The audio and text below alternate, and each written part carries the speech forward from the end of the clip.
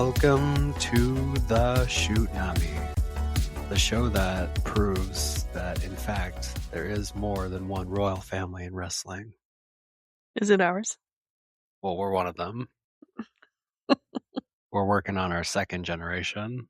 We have brains and brawn. That's right. We're steadily building it out. Hi, everyone. Hi. We're back. A lot sooner than we expected, to be honest, but we found a little pocket of time and a little pocket of quiet that we don't really know how long will last. So we're going to try to fit in a little bit of wrestling talk. And our newest co-host, our latest addition, our daughter, our month-old, is currently sleeping right now. And we're going to see how long that holds up. And, maybe she'll be joining us for a little bit of wrestling commentary. Who knows? Maybe we'll sound more soothing. We don't have a time choice. around. We don't have a choice. Maybe it'll actually be nice to listen to. Perhaps, maybe. It'll be NPR-esque. She might. All wrestling things considered. Yeah, exactly. Maybe it'll actually be quite nice to listen to. I don't know.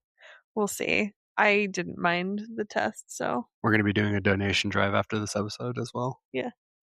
Or baby clothes. Or baby clothes, yeah. Yeah, that's true. That'll be a recurring thing. So it's been a little bit. Yeah.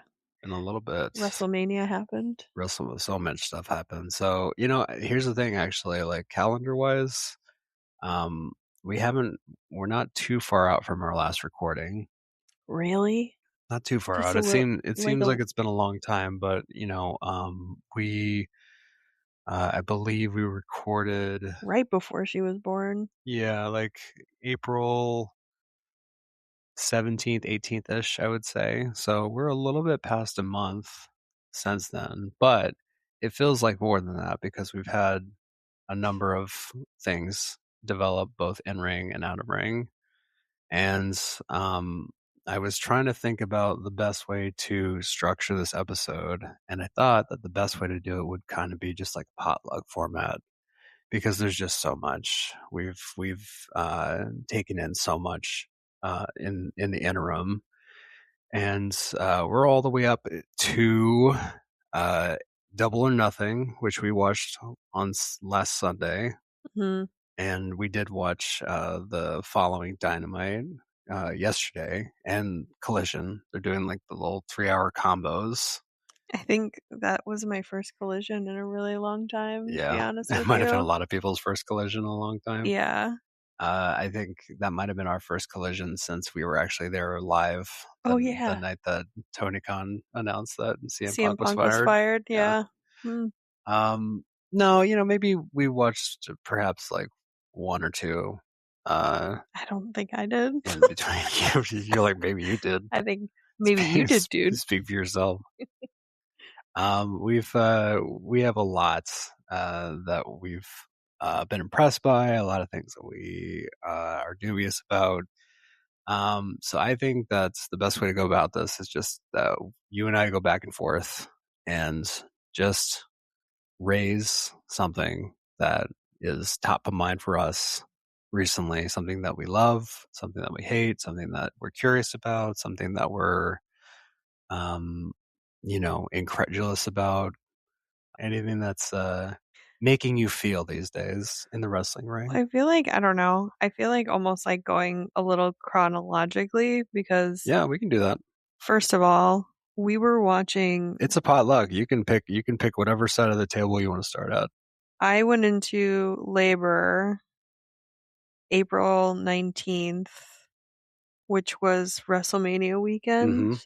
So we were in the hospital, like literally having our daughter during WrestleMania. WrestleMania was ongoing throughout like the days that like our daughter was about to be born. Your nurse was like checking your IV as we were watching. Yeah.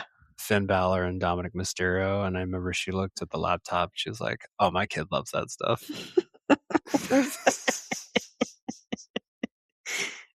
big marks in the which hospital. which is 30 something really feels good to hear. But yeah, I think we have to talk about it. I don't want to spend a lot of time on it because I think it's like old news at this point, but I do want to just talk about like our own experience. It's important for this show because when we last left off in terms of the kayfabe of Shootnami, we, I think we kind of were cautiously optimistic.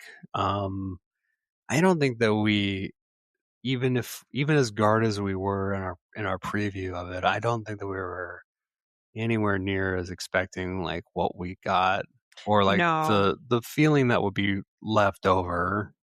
Yeah, I think we were expecting to be disappointed. I don't think we were expecting to be like actually kind of pissed. Yeah, right. Like I think what was tough about it was, I think I was really excited that our daughter was born on like WrestleMania weekend. Like that was like a source of pride to me. But like that WrestleMania was A terrible one it was to be so born on. yeah, it was such a bummer. Such a Yeah. bummer to have to be like, oh, like, I don't even want to talk about like what everybody else talked about, which is like the ad space and the Match match times. times. Like everybody knows how shitty that all Right. was. Right. And remains and still is. Yeah, but I think that like what's more interesting to me is kind of like the ripple effect that WrestleMania has experienced or I should say the WWE TKO has experienced after WrestleMania because like people are so angry we're so angry about it that like it almost feels like they doubled down like and being a new wrestling fan I was kind of like well why would you do that but you were like no that's what they do when like when Yeah. they do something shitty and people respond to it in a shitty way like that's when they go harder so like the rivalries have been still really kind of meh I think in WWE like I know that we haven't been as like, tuned in to No. it. And I would say that for me it's pretty normal after Mania season to have a little bit of Break. a break and hangover. In fact, I honestly welcome it. Mhm. It's kind of like the wrestlers themselves where it's like when they work the angle for like the main event matches, like Mhm. Punk has been off television since he dropped the title at WrestleMania. And I think it's kind of customary for the people that do the job to then get, paid back with a little time off. And, I feel like as a viewer, I kind of have the same rhythm. So, Mhm. like, even in a good WrestleMania, I'm always kind of like Yeah. looking to step away a little bit because Mhm. you have that culmination. Yeah. But even by that standard, I think it's definitely uh, sapped more out of me this time. Especially as as we're 2 days out from their Italy show, and you have two matches that are rematches from WrestleMania, and then you also have a rematch from Backlash. So it's definitively kind of treading water, and Yeah. uh, you know, Cody has been paired with Gunther, which is nice, but also at the same time, it feels like diminishing returns for Cody because now you've kind of reached this tier in Gunther where you can't really imagine him being like the next guy to be fed to Cody Rhodes, but also at the same time, everybody's been fed to Cody Rhodes. So, and that seems to be the game plan. And Cody Rhodes refuses to change directions. Right. But, in fairness, like when we were watching with our son and he got his actual first taste of a Cody Rhodes entrance, our son is like, like he's a kid now. He's almost 2. Yeah, he's more and more cognizant every day, and it's been so cool to watch. And when we watch, and when when wrestling is on, you can kind of see him like light up, Yeah.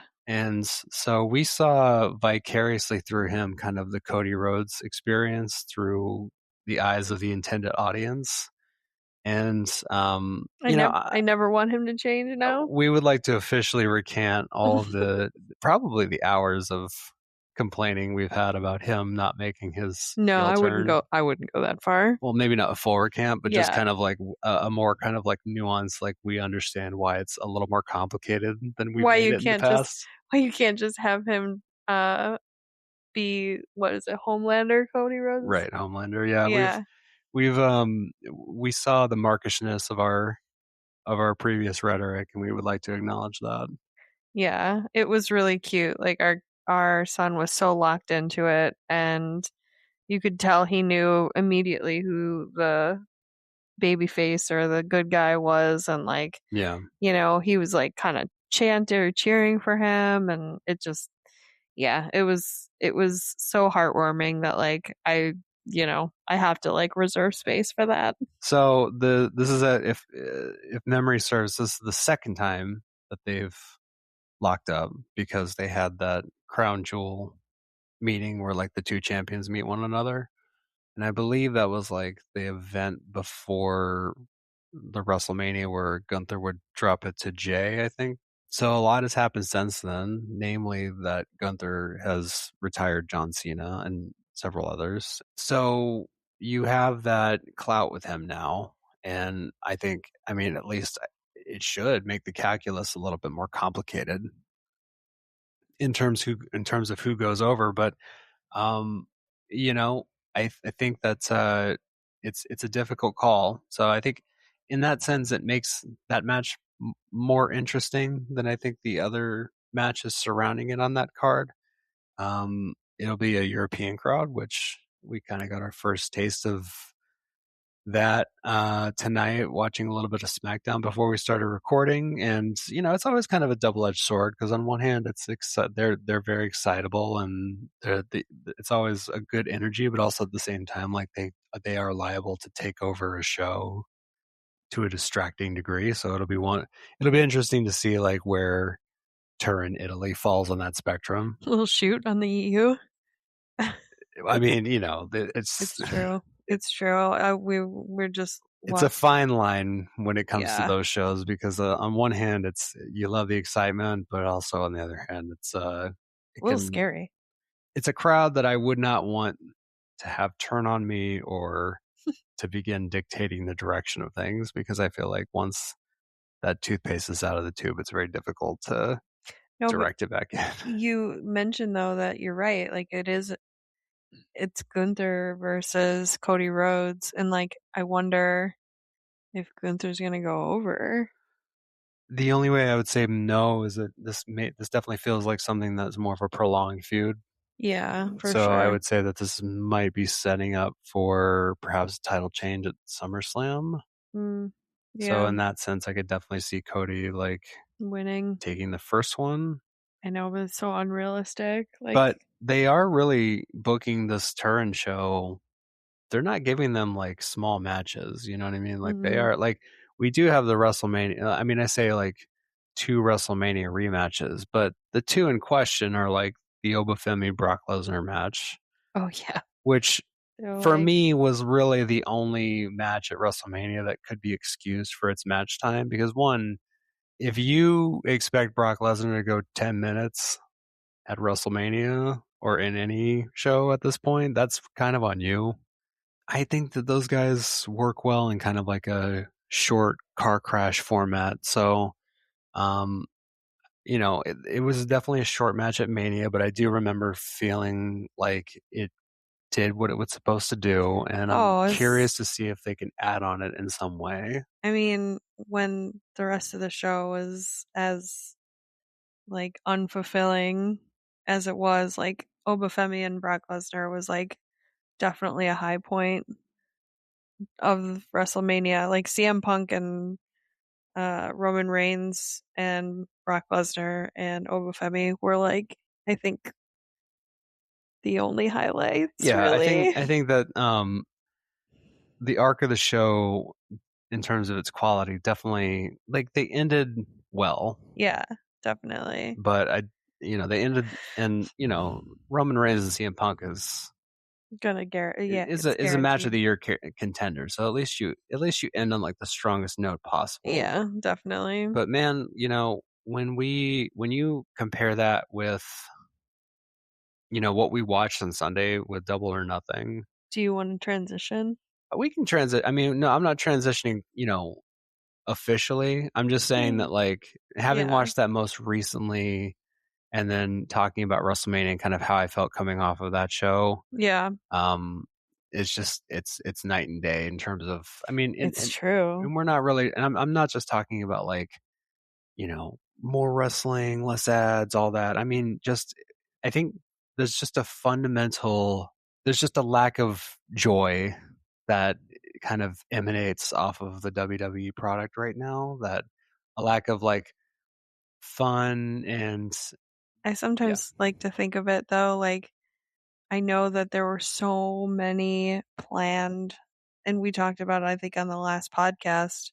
We're talking about how so many things that they planned to have at WrestleMania didn't work out, like with Seth Rollins and Braun Breaker and Bronson Reed and like, And it continues to fall apart for the Vision. oh, dude. I mean, like the vision was supposed to be like, You want to talk about like not ever admitting when something has completely fallen off the yeah, wheels and completely fallen off. The Vision is emblematic of like their entire booking strategy, where it's like the fall can never precede pride if you just mm-hmm, never acknowledge the fall. And that's what they're yeah, basically doing with the Vision, where it's like they are down to literally one member, and now like Austin Theory is just going to like get involved with everything and try to like carry that entire which storyline by is the himself. worst person in the vision to do that. Well, here it is like this is the thing. This is what I'll say about Austin Theory is that this is why he was brought aboard. They kind of had this in mind when they resurrected him from kind of the fan exile that he was in. They clearly have this belief in him. So, what better way, what better situation than to actually see if you're right? If he's here, if you have all this belief in him, go for it. Go for it one more time with feeling Yeah. and get your answer. And, my thing would be like, if the answer is no after all of this, then have the answer be no. Mm-hmm. Have this be like the last hurrah for Austin Theory. Yeah. Um, so in that sense, I'm a little excited for him to get the opportunity because there was a lot of discussion about him being kind of brought into the group. Mm-hmm. And, so it's like, okay, well, here we go. This is the time to prove it. You literally have to carry this entire thing because Seth has been excommunicated. And, it just seems like Braun Breaker is still kind of getting up to speed. Bronson Reed is out Gone. indefinitely. Logan Paul has been recently injured. Although because I am all over the dirt sheets and all over their Instagrams, Logan Paul, this is the status that I've heard, is that he's injured, but he is like dead set on getting back. Like, I don't know. He's a yapper, so I think he was saying that he's gonna like cut He his can work, but yeah, yeah. he can do the punk thing where he's like Yeah. he's almost so he's evolved so well on the stick that I think that he could probably like push along He'll be back earlier a than feud. expected. Yeah. Yeah, and they're gonna need to because yet again it's a skeleton crew. They should call it the skeleton crew Yeah. at this point. And then also with TKO like doing some serious cutting, obviously everybody knows that. Asuka had finally made a statement about what had happened and why she was leaving the WWE. People didn't even know if she had left the WWE. It was so ambiguous. But I did read that she came out with a statement that basically said that she had some personal stuff happen and that to basically expect her when she's least expected or something. She like left on like a I love that. cliffhanger. Yeah, she had a really beautiful statement about how she not only like creates art. I'm not getting it word for word, but like she's an artist in her life as well as the ring or something like that.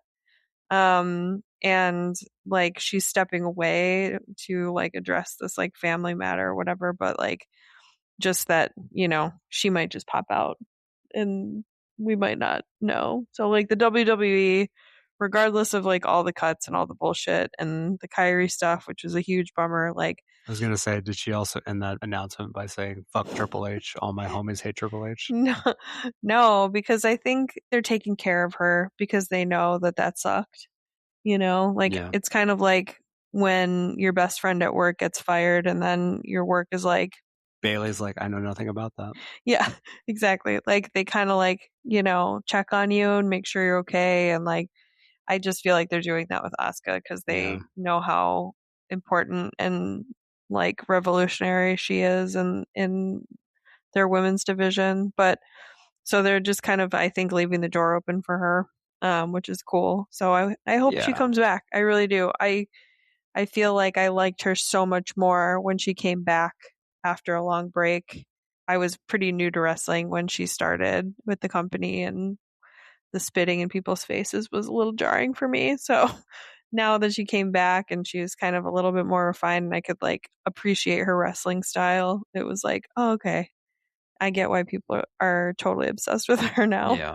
She's always getting better, even when it feels like she's kind of reached her apex. Yeah, it's been fun to watch her, and even the storyline that they never Did she finished. do that announcement on her YouTube channel?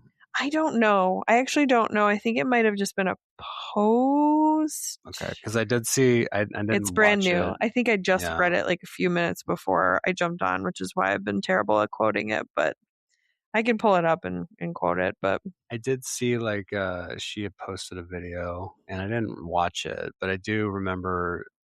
I always smile when I remember that she has like her own YouTube channel because it reminds me of like the only video I've ever watched from her YouTube channel. I think it's like Kana-chan TV or something like that. Mm-hmm. And it was just her like in Texas eating like a brisket sandwich at a Buc-ee's. That's and just awesome. being so excited about it. She had like, she was just doing like, she would like show off the little like cartoon emblem and like she'd do like the little like ASMR like tapping on the foil kind of thing. That's And cool. I just thought it was really funny because she's such an intense competitor. Well, and she's got like her in-ring personality, which is like, I like when you can kind of like see the person behind the character sometimes, even though like, I love characters that are like MJF and Thekla that just like live and breathe their own. There is something cool about seeing someone be able to have like a light switch. Duality, yeah. Yeah. In fact, I feel like that's kind of the gold standard. Yeah. I think that MJF secretly would love to have a light switch. Mm-hmm. Oh yeah, I think so too. I think he'd be a lot happier if he did. But it makes me happier when maybe they not don't. Maybe not as rich, but yeah, exactly. Yeah, and then Thekla is. Do we want to? I don't even know if I feel like if they were like, "Hey, you can keep wrestling for us, but we can't pay you anymore," I feel like she would just still do it. after she choked out Tony Khan, they're like, I feel like just like because we're doing like a potluck, I feel like there are some people that I want to talk about. There are a few things that I want to get to that have been top of mind. They're more kind of like macro level. I don't mean to be like this, but like I kind of feel like we should go into AW, and then I do want to talk about something. Sure, yeah. Specific. Okay. Do you want to talk about it now? I want to talk about it at the end. Like a good booker. Yeah. Yeah. Like I'm going to allude to it in the cold open. I know. I shouldn't even. This is the thing. Otherwise, you'll change the channel. So I think we should go to AW because I think I'm done with WWE. Honestly, like I'm waiting. I'm waiting for things. I am too. I don't want to have this relationship with WWE. Oh wait, one last thing. Sure. With WWE, I just want to say, fuck Triple H. All my homies hate Triple H. Danhausen. Let's start here. Did I read your mind? Because I think it's a good. This is why I say it's a good transition because Danhausen I think bridges the AEW WWE like divide, because Danhausen obviously was at AEW, because I think he's a much more AEW like type character, but WWE like let Apparently not. let him just, I guess, run with his thing. But now, I don't know about y'all, but the match where he like had the cloning Oh machine, yeah. This but was a like divisive match for sure. I felt like, This is the one at Backlash. This is yeah, Danhausen is mystery partner versus Kit Wilson and The Miz. I was like fantasizing about who he was gonna get. Mm-hmm. I was like, what if he gets Stone Cold Steve Austin, or like, what if like one of the Cold Steve, or as Danhausen calls him. yeah, or like the Undertaker, or like, Yeah. what if he got one of these like old legends, because he had tweeted like to like a bunch of I'm like, gonna tell you right now, there's no fucking way that the Undertaker would ever do anything with Danhausen. well, Even in his like ambassador era that he's in right now. That this is why I say this, because I think that like a lot of people are getting a lot of Danhausen content. Like the fact that Danhausen is like almost like the top seller of all merch at this is you're WWE. circling what I wanted. One of the things I wanted to talk about. And I think like, I don't know, like AEW is the Danhausen vibe, but WWE is like capitalizing off of Danhausen, and like I think big names would have been happy to like prop him up for this match, because also, not to mention, I'm a low key Miz fan. I know a lot of people aren't, Low but key. I am a Miz fan, and if High you've key. listened to high key, if you've listened to any of the other podcasts, you'll know why. And I'm a super super huge mark for Kit Wilson. So like, there was not a lot of ways that this could have gone wrong, in my opinion.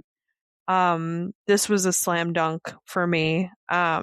This match was made for me until I watched it, and I was like horrified. Not that like, having little people in a match is a problem, but like, Or midgets, as Wade Barrett continued to call them. bro, like He would not stop. he wouldn't He stop. couldn't. He wouldn't take the head from everybody else, avoiding.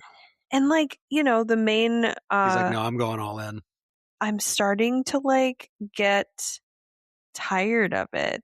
I'm not going to say I'm over it, because like Danhausen is really funny, but like, man, I feel like they're shoving it down your throat, and like they're not being creative with how he's presented in the ring, because he truly could be like, an actual competitor if they let him. But again, it's like, what do you call it? Like the honeymoon phase is over for me, I guess.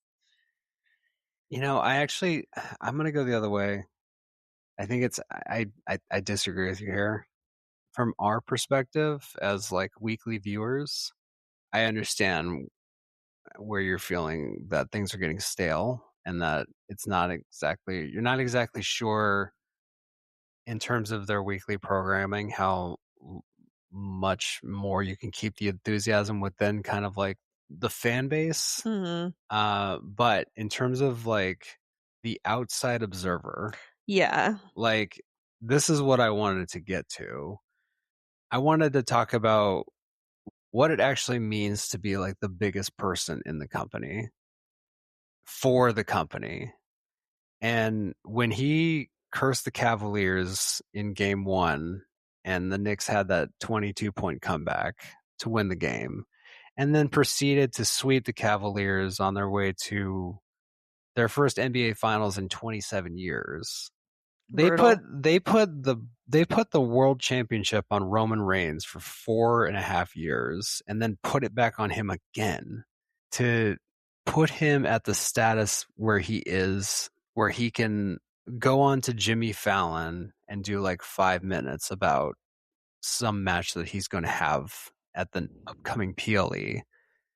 Danhausen has segments on SportsCenter now, and he's damn near a correspondent for them. That's crazy. And I'm just wondering, like, you tell me what's more valuable. Isn't it so wild that like a Ed Wood-esque character, like an old, like kind of like a rockabilly, we didn't know that we wanted this. With like American culture didn't know that we wanted this. It's just so absurd. Like he's really funny, so like it's working, but it's so like zany that you'd think that it like would not fit very well into like these places like ESPN. If you're WWE and your PLEs are not living up to expectation, but you do have this little twerp that the executives and the people on their flagship television program really love. They're just eating him up. Is it not more valuable to have that? Someone that they can chuckle with, kind of like that. Remember that old clip of like Johnny Carson like laughing at the monkey with the clown makeup on? I don't know that, but it sounds horrifying. It is. But that's kind of the dynamic, and I'm wondering if maybe that's what is. I wonder if Danhausen is doing more for that relationship than Roman Reigns is doing. I'm very curious to know how Danhausen feels about it. Well, I'm sure he's getting a lot of human monies. He's getting so many human monies. Have you seen the clip of? It might have been actually because they were in Barcelona, so I might have actually been getting clips from the show when it was live. But I saw a clip earlier today of people actually giving Danhausen like singles. That's fucking crazy. while he was in like walking down the ramp or coming back up from the ramp, people were handing him his human monies. That's so funny. I mean, I'm happy for him. I think it's me too. I think it's more so than Danhausen. I think the thing that I guess I would say would be top of mind for the what I call this dish for the potluck is what it actually means for a wrestling company to be a top guy and truly over. And we get so locked into the kayfabe of it all, like how many titles, how many great matches, how many bangers. I think that what it truly means is when you can actually draw people in who would have just never even considered the product. Danhausen makes people curious, and he connotes a level of fun and whimsy that they will be saddened to find once they actually watch a 3-hour Raw or 3-hour SmackDown that is not necessarily there. It doesn't translate. Yeah, for sure. But being able to kind of be that window dressing is very valuable. Yeah. So Danhausen is the top guy, in my opinion, of WWE right now in terms of their actual business model and what their priority is, which, as we've seen from WrestleMania, is not the wrestling itself. Their priority is AI generated storylines, brother. Right. And Riyadh season. Yeah. Yeah, Riyadh season. And then making sure the young guys, get elevated, of course, and the old guys step down. I just right as is the natural flow. I say that because that was something that I think they had mentioned conveniently after MJF had said something in the press about how AEW elevates their talent, their young talent, and doesn't have as many like major feuds with older talent. That guy's saying some shit every now and again that it's just like, man, if you do ever go hop across the street, like you are really complicated. You better hope that some of these people get flushed out before you do, because he really, I feel like he was really cooking some people that had jumped ship. He's not wrong, and that's why I think it was like it's like kind of fair of him to say, because it's true. Like, there's a couple like older generational talent, tag teams, specific wrestlers at AEW, but like they really do they're focused mainly on like, quality wrestling, and like a lot of these younger guys like Kyle Fletcher and Takeshita and like, the storylines are focused on these guys for the most part. Will Ospreay. But the WWE is, I think it's a valid criticism that like we're watching people like Randy Orton and CM Punk and Roman Reigns, and they're the main events, and they're kind of repeating. And I think all of these cuts that they were doing, I think like all of a sudden you see NXT like kind of lighting up a little bit more than You're circling my second one. you're seeing some of these NXT like superstars get really pushed. Like we've been seeing like tons coming out of Trick Williams and Javon Evans and Obafemi, like just not 6 months ago, were like NXT talent. So I think they're. I'm not saying that MJF is controlling the narrative, but I think they might be listening to him, and that's I I'm certainly listening to him. I want to know what Aleister Black did to everybody in the wrestling industry. Maybe just be a fucking douche. Because he gives me Karrion Kross vibes. Dude, whatever it was, like not one single person has said anything positive about him. No. From either side. I mean, I think he's probably just a douche. Like, I don't know. Even like, Andrade, who just literally ping ponged back and forth between those companies, like seemingly on a weekly basis. Yeah. Still, I feel like has like he's getting pushed at AEW, and I feel like he still has a lot of like respect there, but it's just crazy. Like every time there's an allusion to a wrestler that sucks from both sides of the fence, yeah, it's always a pretty heavily Aleister Black. Yeah, I mean, I haven't. You'd think that I would have found some kind of gossip about what had happened. Yeah, the guy has like nuclear heat, and there's like nary a shred of evidence or like a rumor or anything or innuendo. Yeah, the guy's like persona non grata, and I have no idea why. Mm-hmm. But they were kind of pushing him for a little bit. Like they tried. They wanted to. I think they wanted to originally make Karrion Kross. Scarlett. Well, they wanted to make Aleister kind of like the role that Pat McAfee ultimately filled. Oh. Yeah, kind of like that voice in his. Really? Yeah, because in the beginning, he was the one having kind of asides with Randy Orton. And then eventually Pat filled that role.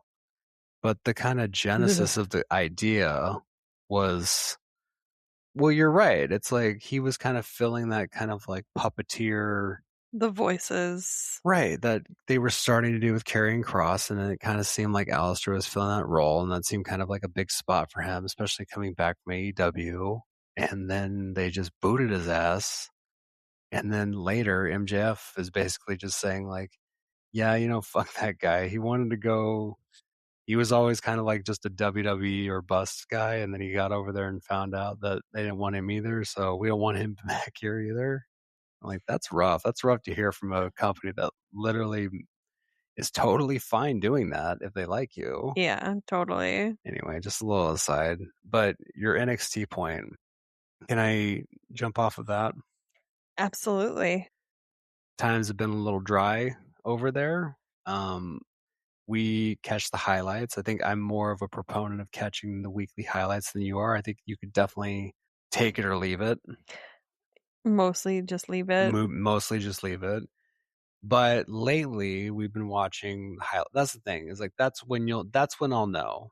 Is that when I finally get the impulse to actually sit down and watch a full episode of NXT, which I'm not there yet, but I'm starting to kind of like be like, you know what? If I catch wind of like kind of a decent card, we'll see how that goes. Maybe I'll check it out. I think right now that where they have their top echelon is a lot of people that really were mid-carders in like kind of like the Javon, Trick, Vicaire, Julia kind of era. And now naturally you're elevating them. I don't necessarily know if they're going to carry over to the main roster. So it's like you've got people like Tony D'Angelo is like a perfect example where it's like it's technically his time. He's put in his dues. He's been there a long time. Kind of makes the most sense to put the belt on him, but also at the same time, I don't still know if the body of work is there for me to be like, oh, I can't wait to see like the Tony D'Angelo title run, you know?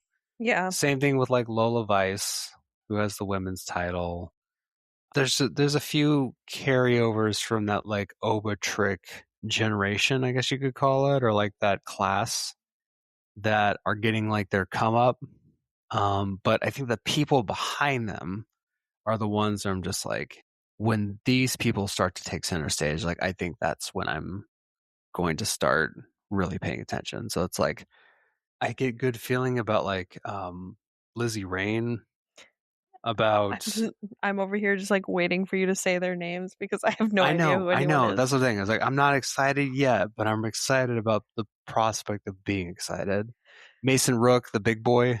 The kind of like redneck guy with the storyline with like the Yes, Kit Shiloh Wilson. Hill. Shiloh Hill. Shiloh Hill. You know, this is the one thing I wanted to say about NXT too, is, and this might explain kind of like the lull, is because it coincided with the beginning of like the documentary shows and the Tubi series. So they had like Evolve and they had like LFG, and they were elevated, and they still are, like they're bringing over a lot of that talent into NXT. And that was around the same time as that they bought like TNA and AAA, and it just became like this dumping ground where it's like, as opposed to like, you know, NXT kind of being this very intentional development suite for the WWE, where they go out and they grab prospects they really like, and they just feel like they need kind of more exposure, and they bring them into their system and cultivate them, and it's all kind of like the roster was like intentionally built, you know, whereas like for a while there, it just became like, bring in all of these people from all of these disparate promotions that we are bringing under the like TKO umbrella, and then solely for the purpose of giving exposure to those things because we just bought them and we don't want to have buyer's remorse, not necessarily because we believe that they are like NXT material. Yeah. And now I feel like with this recent crop, in fact, I think this is the reason why I'm enjoying it, is because now with this recent crop, they feel a lot more like, again, like intentional, like they've been selected for a reason. They not just to kind of like, you know, it's like we're not just like putting Mr. Iguana on the show because he got a pop in Mexico City like last weekend, and we want to see how he plays in like Orlando, you know? Yeah. This feels like they're going out, they're getting evil, they're getting that guy, even that guy Tristan Angels from England that is feuding with Shiloh Hill. He kind of has kind of like a, obviously he's nowhere near like MJF status, but I think he could really kind of serve a similar role for them as being just kind of like an arrogant, highly polished wrestler that, you know, I could definitely see like a blueprint for. I think that's really what it boils down to, is that there's people there that I can actually see a blueprint for, whereas before it just felt like a bunch of jags, you know? Yeah. Yeah. The Hank and Tanks of the world, the just people that are just like, these guys need a lot of work if they're gonna actually like make it to main roster. And you even see guys like Carmelo Hayes and Ricky Saints and people like that who are really big in NXT like come up, and even they're having issues finding traction. So it's like, if those guys are having issues, like if Carmelo Hayes is having issues finding a foothold on SmackDown after, you know, his big weeks long open challenge and showing everybody how he can go week to week and put on these bangers, if he's having an issue, then like a lot of these NXT people, like I don't know how they're going to make it, you know? Yeah. Like, so that's my NXT spiel. And I only brought it up because I haven't had a reason to have an NXT thought in a long time. So the fact that I even have thoughts on them at all, the fact that I even feel like compelled to comment on anything that's happening there. You can gauge how interesting it is based on how responsive I am. Yeah, you'll be the weather vane for that one. Cool. Anything else for the potluck? I think we have to talk about Double or Nothing, right? Yeah, of course. Like, we have to talk about how Of course. insane that show was. Like, I think it was the third best rated pay-per-view of all time. Spoiler alert, that is the front runner for my show of the year. Yeah. Oh, I think it's like a given. I don't think you can. It'll be really hard to top it unless there's like another show that. I mean, like, Man, All In always does it. always has. That is a company that understands what their WrestleMania is and treats it accordingly. I have high hopes for All In every single year, especially coming back to Wembley. So we'll see how it shakes out. But man, What a it's show. stiff competition. Yeah. Yeah, that was. I think I put 3 different things down. So like ever since our like Namis, we both started to like in real time put down like our favorite like Right. moments, matches, pay-per-views, blah. I think my 2 favorite matches were Takeshita and Okada. Mm-hmm. It felt like they were really like bringing everything I they mean, the had. whole night did, and that's Yeah, I know, you're right. the physicality of those shows is just incredible. And then my second favorite match was Swerve and Bandito. Yeah. That one was crazy. I'm a huge Swerve Strickland fan. I just think he's like very intriguing. And I don't know, like you know a lot more about Bandito than I do, but like this was. I told you when the match started, I was like, do not underestimate how over Bandito is with this crowd and with this fan base. But that's what I'm saying is I think that like I don't think I caught a lot of the MJF Bandito stuff. So like my exposure to Bandito has been very limited. Like Sure. I feel like I haven't really either like I wasn't paying full attention or maybe I just didn't catch those matches or whatever. But I haven't seen a lot of Bandito. So like this was my first like real exposure. And what a perfect matchup it was between those two. It was so fun to watch. And Swerve had come back after a big break. And, you know, boy, did he kill it. Like both of them killed it. They worked so hard. And I immediately wrote it down in my match of the year list. I think that was probably the most athletic match on the show. That move with Swerve jumping onto Bandito's shoulders and giving him the house call kick. Bandito had like a roll through deadlift suplex of Swerve from the bottom rope. Yeah. Usually that 21 plex comes with the his opponent kind of on the middle rope, but he was on the bottom rope. So like, you know, it's basically like a deficit deadlift of a grown ass man. It's crazy. Into a bridge suplex. Not easy to do at all. Yeah. Bandito, I remember joking about you with this when Bandito gave Swerve the one-handed military overhead press, threw him outside of the ring. And I was just like, if I was Swerve, I would just be like, I ain't doing that, man. No, that's not. I didn't lift all them weights just so that you could throw me over the top one-handed like a jabroni. Well, like he's like Bandito's jacked. Bandito is strong as shit, dude. Well, and I don't know, like luchas are typically like cruisers, you know, like they're typically like able to high fly and Bandito does it all. You don't see that very often. So it was really hybrid. It was really cool. And I hate to say this because I hate the fuckfest matches, but man, that fuckfest match was cool. And 14-man fuckfest.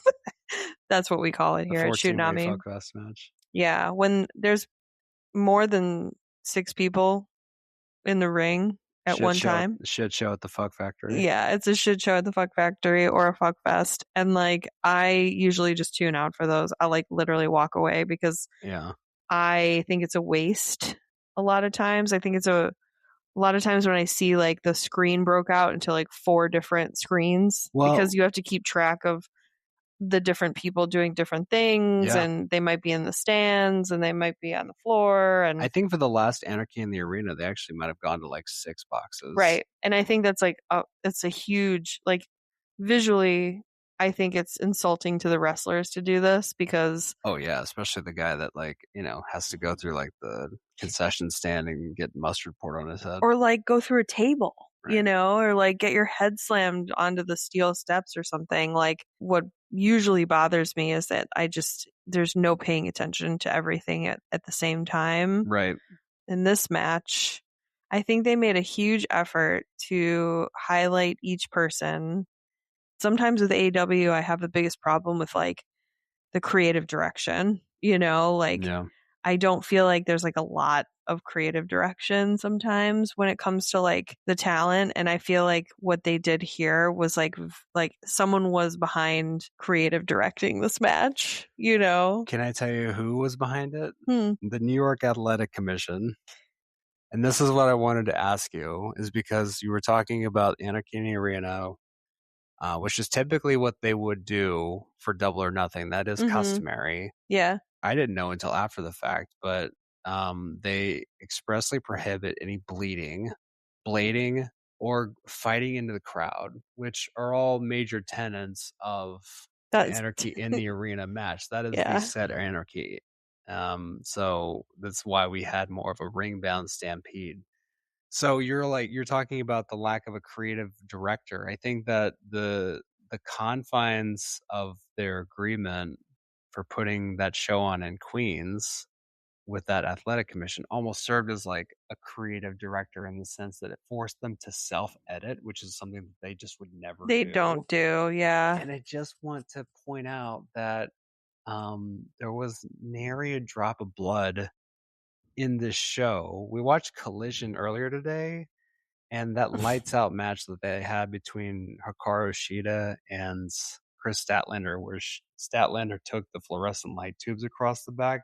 Ugh, that God. had more blood than the entirety of that 5-hour show in Queens. Yep. And, I gotta say, I've seen a few Anarchy in the Arena matches. I think this one might have been the best executed. Dude, I'm telling you, they had the Reservoir Dog entrance that tied everything together. It was really cool, by the way. It was really cool. Yeah. It showcased everybody's kind of personalities. It was funny. Yeah, it was everything was drawn together. Everything came together in a cohesive way, but you still got to see everybody's unique individual, what they bring to the table. Everybody's charisma, uniqueness, nerve, and talent. Yeah. Dude, when Kenny Omega coughed on the cigar, I was okay, they're thinking about this. Right. They actually aren't just pulling a bunch of dudes together because... Oh, AEW is where we tell stories now, by the way. I know. All of a sudden, I mean, I don't want to say it's because Jericho came back, but I don't know. I'm just kind of correlating here. No, I'm kidding.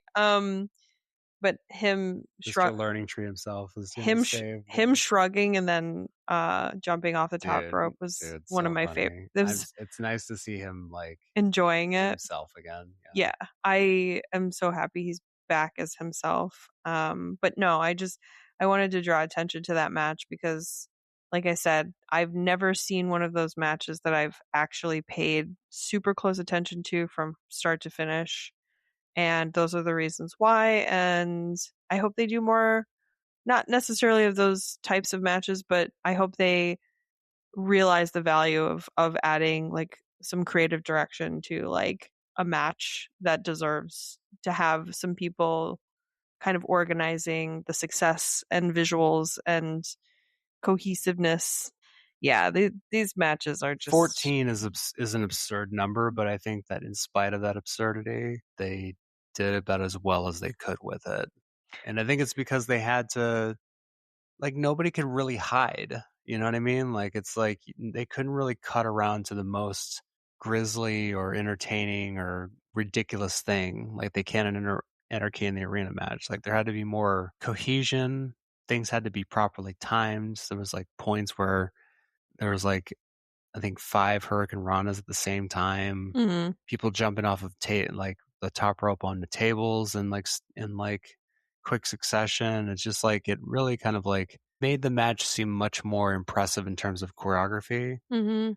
Whereas in Anarchy in the Arena, like you can kind of like cut away when something isn't working, Yeah, totally. and they couldn't do that. And I feel like it made for like a more interesting, oddly tighter match Mm-hmm. as a result. But Yeah. I think for me, the only other two things I wanted to talk about were Thekla yeah, and the little gremlin man, Lio Rush, Lio Rush, Lio Rush. that So scared Bobby Lashley. I would say that those two are not so much potluck discussion items. They're more like honorary guests at the potluck. Like they are at the head of the table I of the feel like potluck. I feel like when I watch Thekla, she reminds me of like female MJF. I genuinely believe that like she is the person that she is portraying in the ring. I wonder truly like how she interacts with people backstage and like in the locker room. She's fascinating. I would love to see Tony Storm and Thekla just in terms of like who can live the gimmick more. I'm scared. That would scare me truly because like I would love to see Tony Storm just in general, but just so I know that she's okay. Yeah, me too. I just want a sign I of miss life. her. That's all. She was such a I don't have to know what's going on with you, but I just want to make sure you're all right. Just let me know you're okay. It's like with Bianca Belair. It's like she shows up and it's like, okay, good.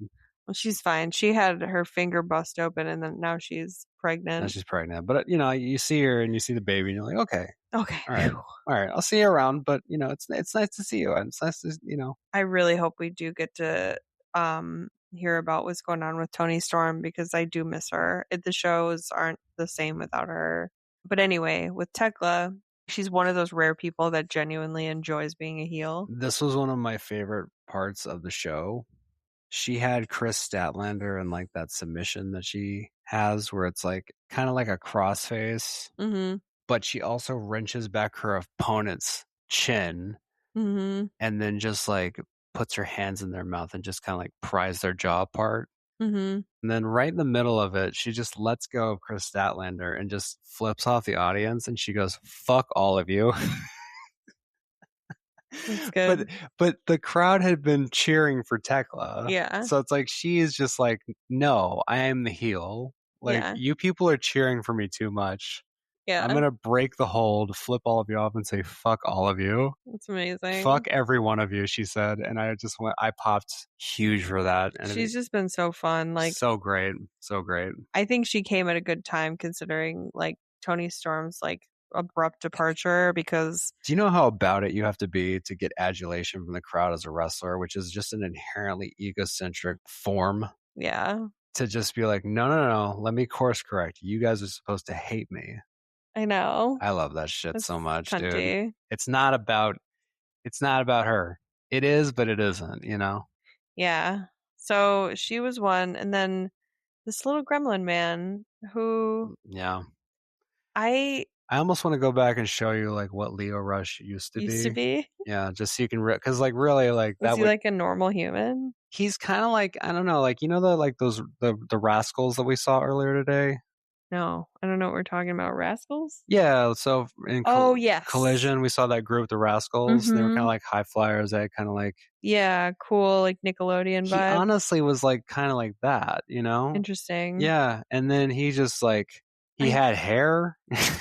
Well, I just think what he's doing is really unique. Working, man. It's working. It's working. I think that like the choices are all really smart. Yeah. Because it's not like he's being a monster.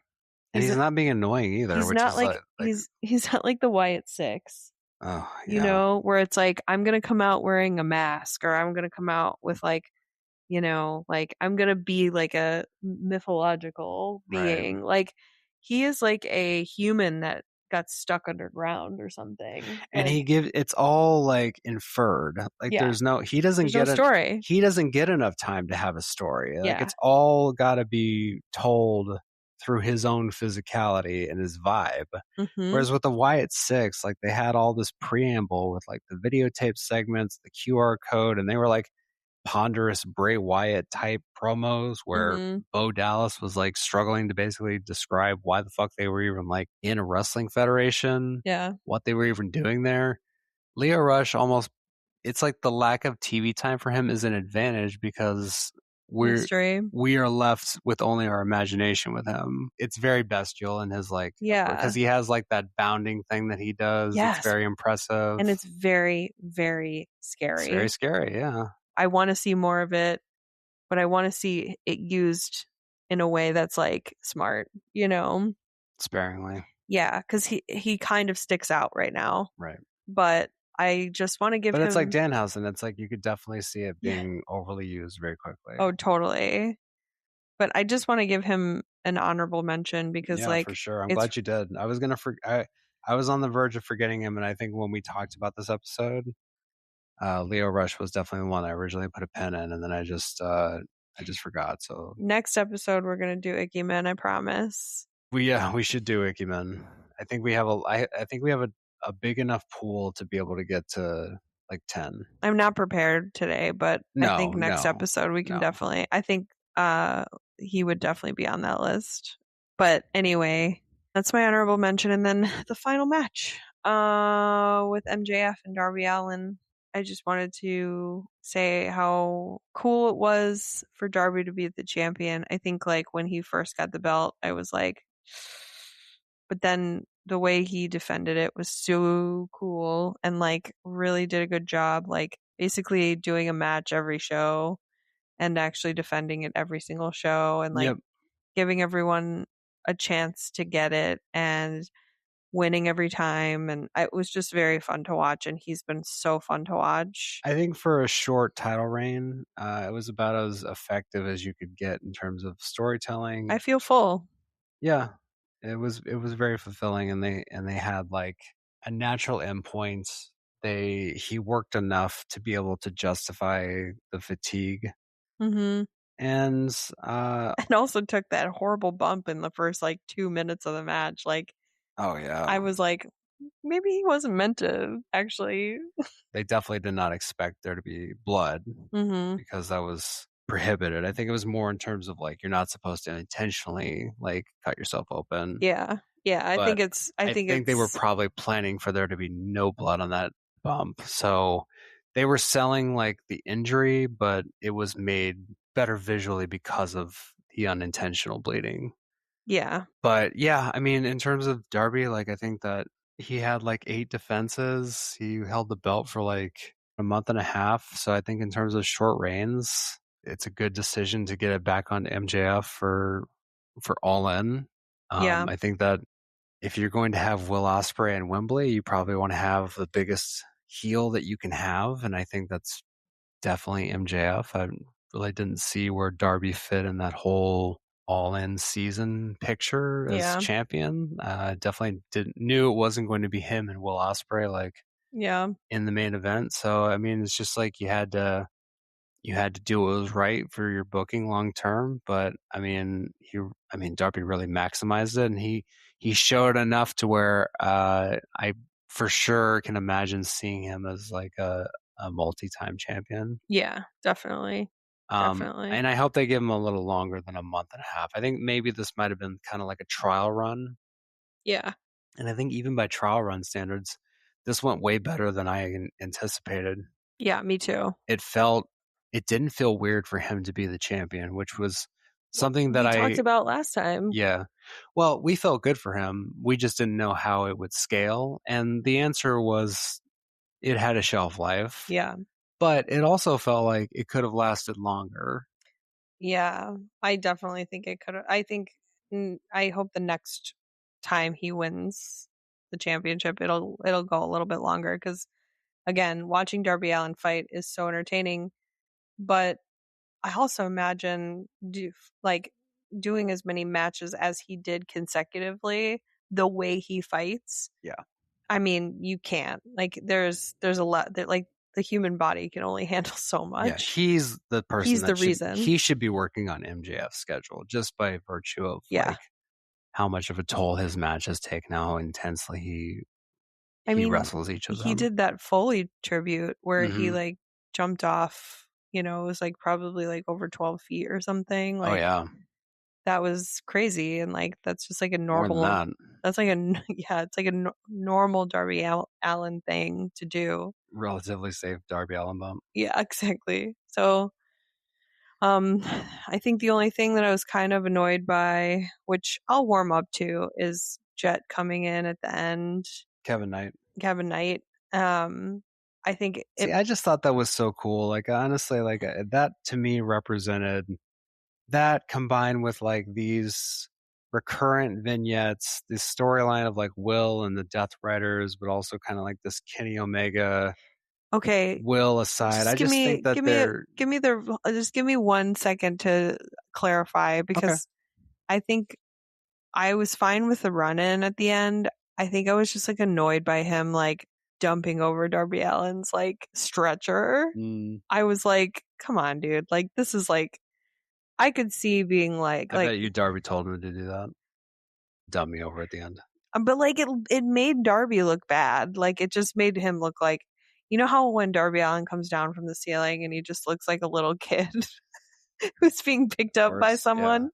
Yeah. It kind of just felt like, I don't know, like it just like kind of takes like the high off of his reign a little bit. Because what I wanted for Darby was like MJF to walk off stage and then for there to be like kind of a thank you, you know, to Darby Allin for just like what he does for AEW, you know. Yeah, it was unceremonious, but also at the same time, like truly shocking.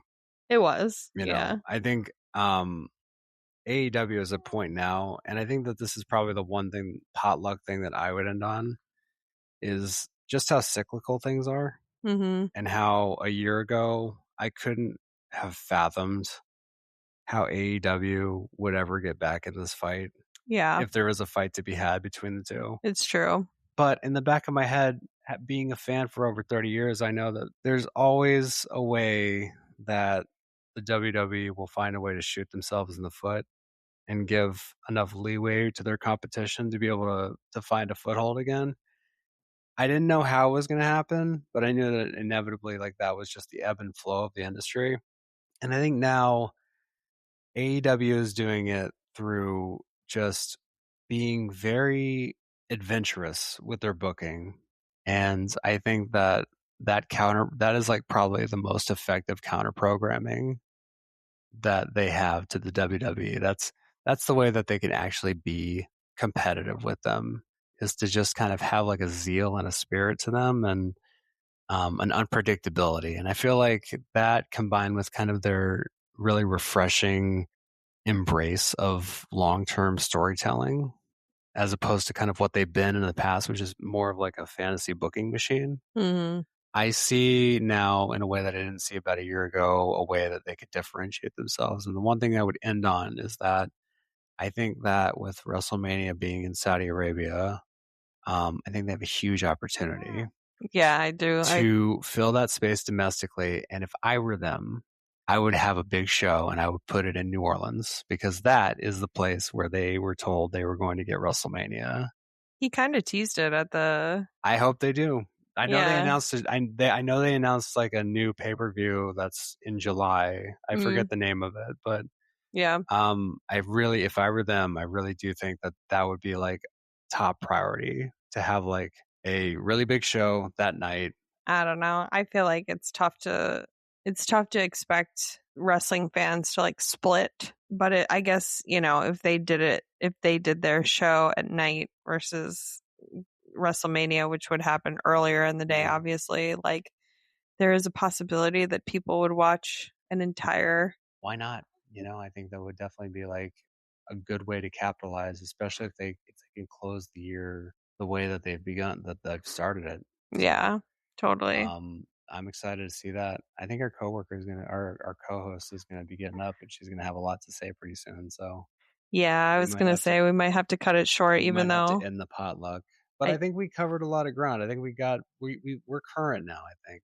Yeah, the only downside is that I really, really, really wanted to talk about the Hulk Hogan documentary. Yeah, we'll have to save that one. So let's save that one for next time, because I have a lot to say about it. But other than that, I think this was a good potluck episode. And yeah, we covered kind of like the last month and one of the best pay-per-views ever. I'm shocked we were able to get one of these out with her being so young. So I think that's a victory in and of itself. And you know that as long as we can, as long as we have the ability, we will always have the will to come and talk to you, the Shootnami audience, because we love you so much. And we just want to let you guys know that we'll be back again. And we will be talking with the latest member, Vivian. And she's going to say goodbye as we sign off. So let them know, Vivian, that we love you, and we'll talk to you next time. All right. Goodbye. Bye. Perfect. Some big sounds at the end.